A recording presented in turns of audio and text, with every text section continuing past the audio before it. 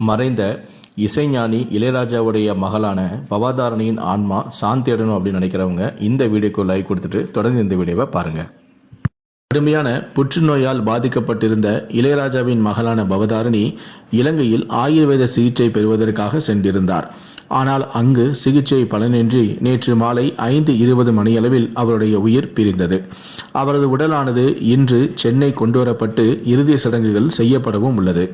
பவதாரணியின் மரணமானது ஹாலிவுட்டில் அதிர்ச்சியை ஏற்படுத்தி உள்ளது. பலரும் தங்களுடைய இரங்கலை பதிவு செய்து வருகிறார்கள். இந்த வீடியோ பார்க்குற நீங்களும் பவதாரணியுடைய ஆன்மா சாந்தியடன் அப்படின்னு நினச்சிங்கன்னா இந்த வீடியோக்கு லைக் கொடுத்துட்டு உங்களுடைய இரங்கலை கீழே இருக்கக்கூடிய கமெண்ட் செக்ஷனில் மறக்காமல் பதிவு பண்ணுங்கள்.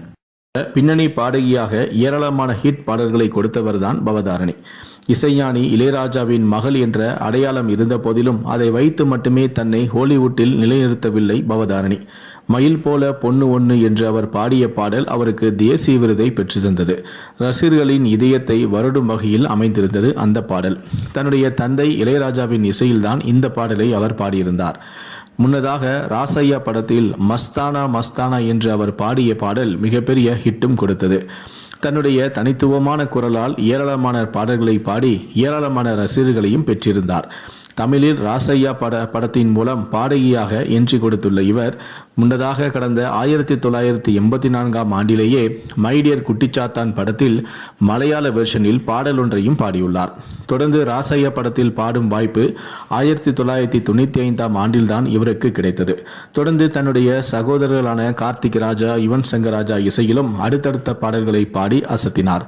தேவா, சிற்பி போன்றவர்களின் இசையிலும் பாடல்களை பாடியுள்ளார். யாக மட்டுமல்ல, இசையமைப்பாளராகவும் சிறப்பான பயணத்தை மேற்கொண்டு வந்திருந்தார் பவதாரணி. இந்த நிலையில்தான் புற்றுநோய் அவரை உலக அளவிலான ரசிகர்களிடமிருந்து பறித்து மிகப்பெரிய சோகமாக இதை அமைத்துவிட்டது.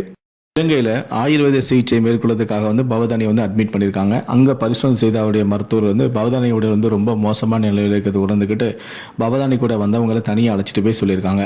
இந்த மாதிரி பவதானி உடல் ரொம்ப கிரிட்டிக்கலாக இருக்குது, அவங்களுக்கு எந்த விதமான சிகிச்சையும் இப்போ கொடுக்க முடியாது, நாங்கள் ஹீமோதெரப்பி உள்ளிட்ட பல சிகிச்சைகளை நாங்கள் கொடுத்து பார்த்துட்டோம், அது எதுவுமே அவங்களுடைய உடம்பு அக்செப்ட் பண்ணலை, ரொம்ப முத்தின ஸ்டேஜில் தான் இருக்கிறாங்க, அவங்க இன்னும் 10 நாள் உயிர் வாழ்றது ரொம்ப கஷ்டம், ஸோ அதனால் நீங்கள் என்ன பண்ண நினைக்கிறீங்களோ அதை பண்ணுங்கள் அப்படிங்கிற மாதிரி மருத்துவர் பவதானியை கூட இருந்த உடனடிகிட்ட சொல்லிட்டு போயிட்டாங்க. உடனே இந்த விஷயத்தை பவதானி கிட்ட அவங்க சொல்லவும் மறைச்சிருக்காங்க. ஆனால் அங்கே இருந்தவங்களுடைய முகத்தை பார்த்துக்கிட்டே பவதானி அதை புரிஞ்சுக்கிட்டாங்க.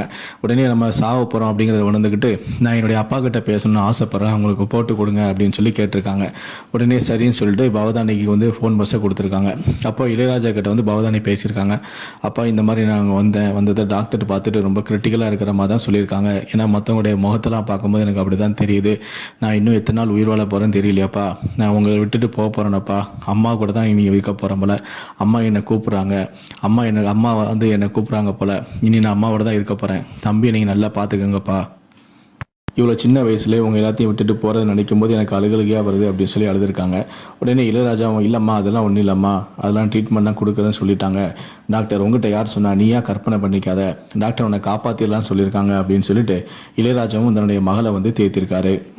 இந்த நிலையில் தான் நாளைக்கு அதாவது 27 மற்றும் 28 தேதிகளில் இலங்கையில் ஒரு இசை நிகழ்ச்சிக்காக இளையராஜா அங்கே போயிருக்காரு.